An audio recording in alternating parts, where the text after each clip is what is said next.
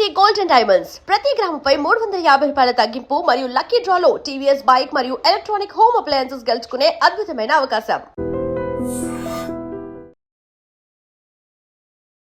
I dream చూస్తున్న ప్రేక్షకులందరికీ నమస్కారం. ఈరోజు మనతో పాటు ప్రముఖ ఆధ్యాత్మికవేత్త, ప్రముఖ జ్యోతిష పండితులు బ్రహ్మశ్రీ గుండెపూడి శివసుధీర్ శర్మ గురుగారు ఉన్నారు. మనతో మాట్లాడదాం.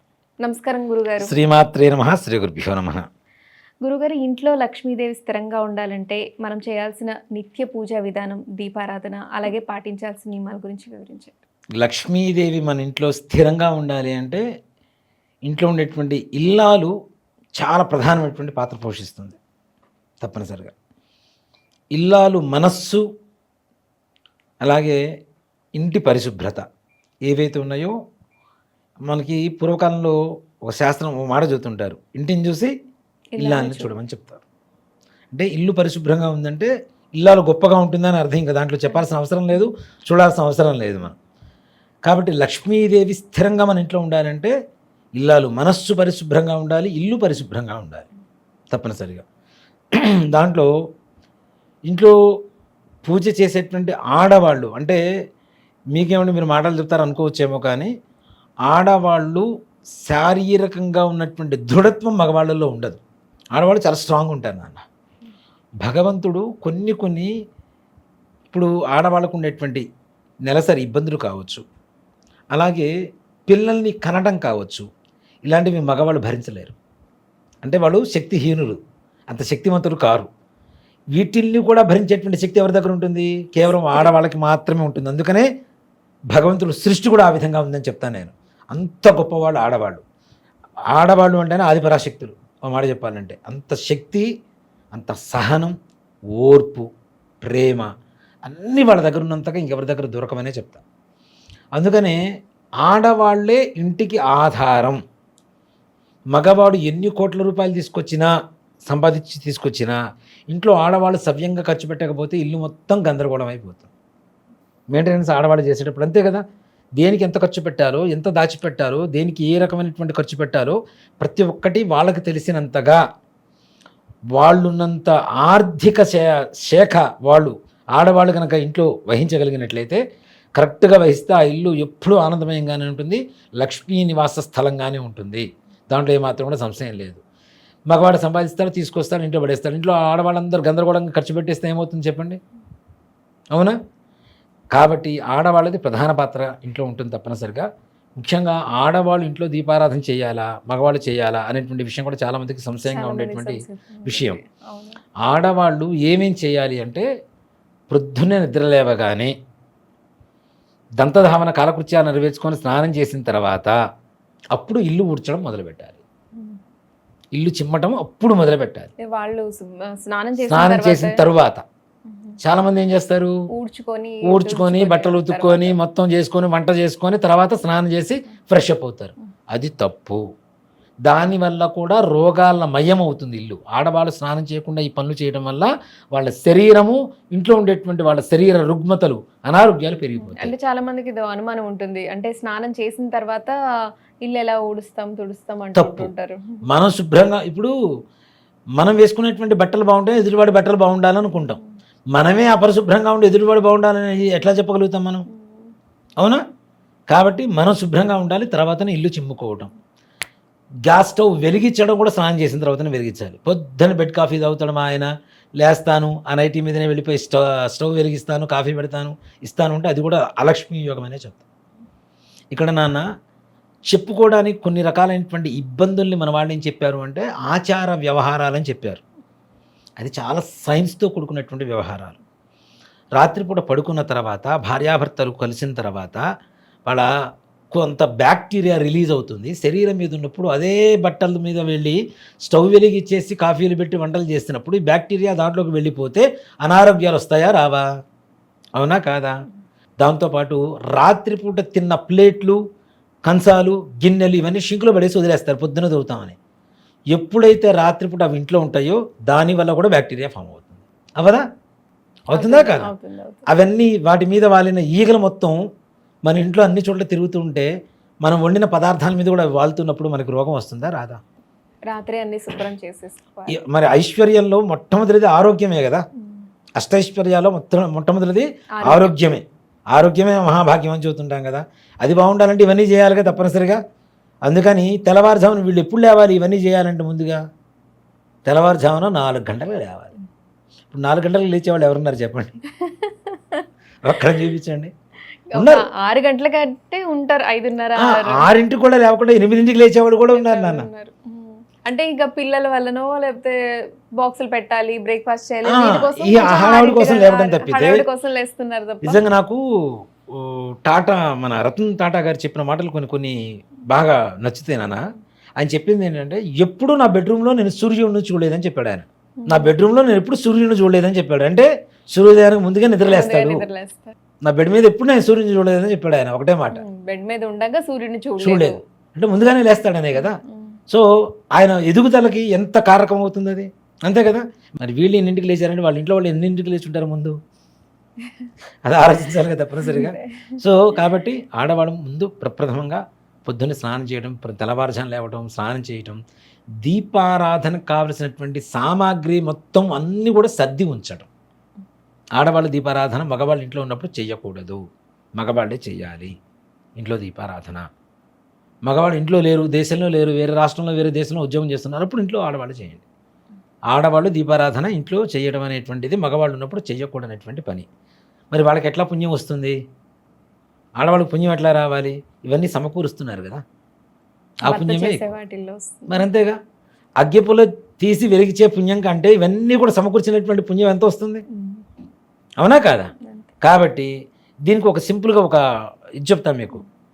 శ్రీకాళహస్తి పక్కనే ఈశ్వరుడి టెంపుల్ పక్కనే స్వర్ణముఖి నది అని ఒక నది ఉంటుంది, వినే ఉంటారు మీరు. శ్రీకృష్ణదేవరాయలు భార్య దక్షిణ శిఖరం కట్టించింది అక్కడ. ఆవిడ దక్షిణ గాలిగోపురం కట్టించింది.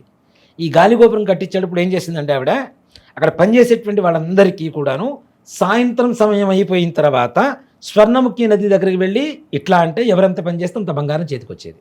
ఇట్లా ఇట్లా దోచుడితో ఇట్లా తీస్తే వీడు 10 రూపాయలు పని చేస్తే 10 రూపాయల దగ్గర బంగారం వచ్చేది, 5 రూపాయలు పని చేస్తే 5 రూపాయల దగ్గర బంగారం వచ్చేది.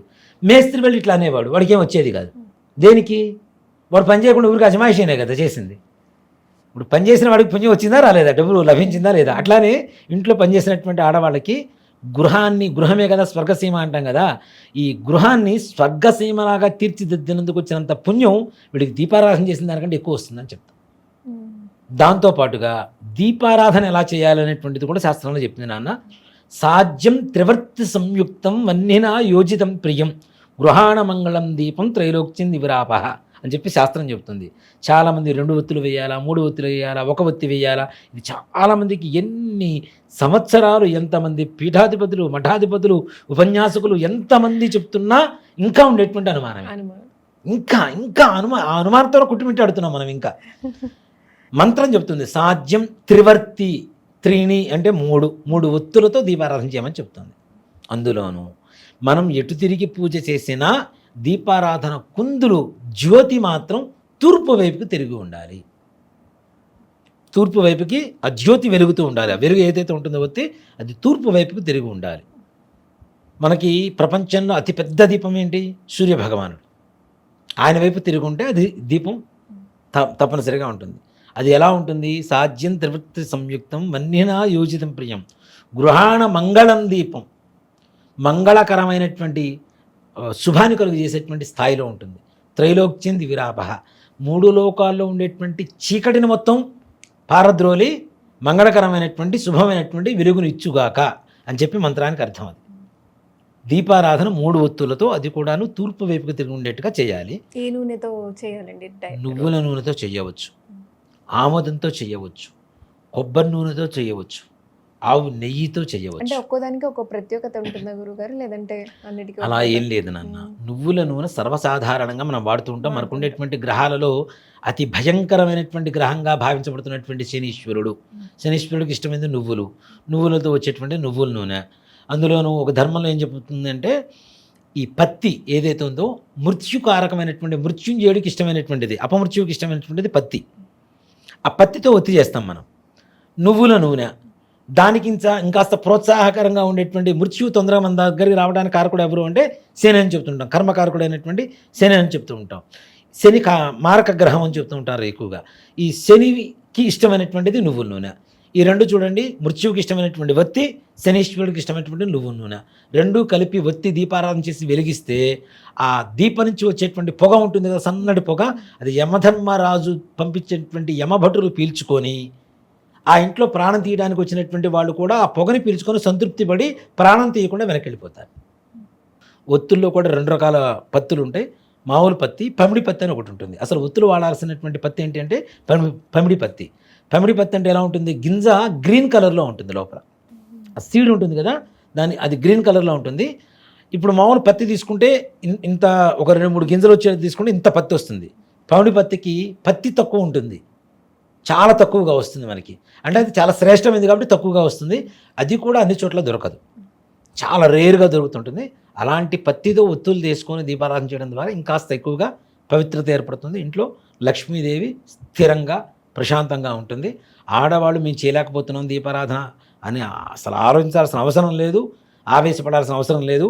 ఆడవాళ్ళు కూడా మగవాళ్ళ కంటే ఎప్పుడు నిత్యం వాళ్ళు చేసేటువంటి ప్రతి పనిలో లక్ష్మీదేవి నిమిడీకృతమై ఉంటుంది. కాబట్టి దీపారాధనకి మొత్తం సంసిద్ధం చేయడం అనేది ఒకటి. అన్నం వండగానే ఇంట్లో గ్యాస్ స్టవ్ ఉంటుంది కదా నాన్న, వెలిగిస్తారు. ఇప్పుడు పొయ్యిలు కుంపట్లు లేవు, గ్యాస్ స్టవే ఉంటుంది, వెలిగిస్తారు. వెలిగించిన తర్వాత అన్నం వండిన తర్వాత ఆ గిన్నె కిందకి దింపేసి, అది కూడా మళ్ళీ ఇంకోటి కూడా గమనించండి, కుడి చేతి వైపు గిన్నె పెట్టకూడదు, ఎడం చేతి వైపునే గిన్నె పెట్టాలి. దింపిన తర్వాత కూడా చాలామంది కుడి చేతి వైపు పెడుతుంటారు. కుడి చేతి వైపు ఎప్పుడు పెట్టకూడదు, ఎడం చేతి వైపు పెట్టేసి దాని మీద కొద్దిగా నెయ్యి వేసి ఒక 4 మెతుకులు తీసుకొని స్టవ్ వెలుగుతుండగానే ఆర్పకుండా దాని మీద వేయండి. దాని మించిన మహాయజ్ఞం ఇంక ప్రపంచం ఇంకోట్లేదు. పెట్టేటప్పుడు అన్నం ఉడికిన తర్వాత, ఉడికేసిన తర్వాత గిన్నె పక్కన పెడతాం. ఆ గిన్నె మీద కొద్దిగా నెయ్యి వేయండి, పైన 2 మెతుకులు తీసుకోండి, ఆ మెతుకులు గ్యాస్ స్టవ్ మీద పెట్టేసేయండి, కాలిపోతూ ఉంటుంది. దానికి మించిన మహాయజ్ఞం ప్రపంచంలో ఇంకోటి లేదు. హవిస్సు అంటారు దాన్ని. చక్కగా పరమేశ్వరుడి ప్రీతిగా యజ్ఞం ఆడవాళ్ళు నిత్యం చేస్తున్నట్టే మగవాళ్ళు చేసిన దీపారాధన కంటే అతి ఎక్కువ శక్తివంతమైనది, పుణ్యఫలప్రదమైనది. దానివల్ల ఎక్కువ ఫలితం కూడా వస్తుంది. ఇంట్లో లక్ష్మీదేవికి, అన్నపూర్ణకి ఎప్పుడూ లోటు లేకుండా ఇంట్లో లక్ష్మీదేవి స్థిరంగా ఇంట్లో తిష్ట వేసుకొని కూర్చొని ఉంటుంది. లక్ష్మీదేవి స్థిరంగా ఉండాలంటే మనం పాటించాల్సిన నియమాలు, అలాగే పూజించాల్సిన విధానం గురించి పూర్తిగా వివరించారు. ధన్యవాదాలు గురుగారు. శ్రీమాత్రే నమః. శ్రీ గురుభ్యో నమః. And for more videos, Please subscribe to iDream. Please subscribe to iDream. Please subscribe iDream. And please subscribe to iDream. For more videos, subscribe to iDream. please like, share and subscribe to the channel. Congratulations, iDream. Subscribe to iDream. Subscribe to iDream. So subscribe to iDream Media. iDream ki iDream team andarki huge congratulations. Please subscribe iDream Media. Please subscribe to iDream. Subscribe iDream. Please subscribe to iDream. iDream అంటే నా కళల ఛానల్ను subscribe చేసుకున్న నోరు తిరుగుతలేదు, మీరైతే గంట గుర్తు కొట్టండి. For more such videos, please subscribe to iDream. Subscribe to iDream. Please subscribe to iDream. Please subscribe iDream Media. Please do subscribe to iDream. Please subscribe to iDream Media. For best entertainment and information, please subscribe iDream. And don't forget to subscribe to iDream.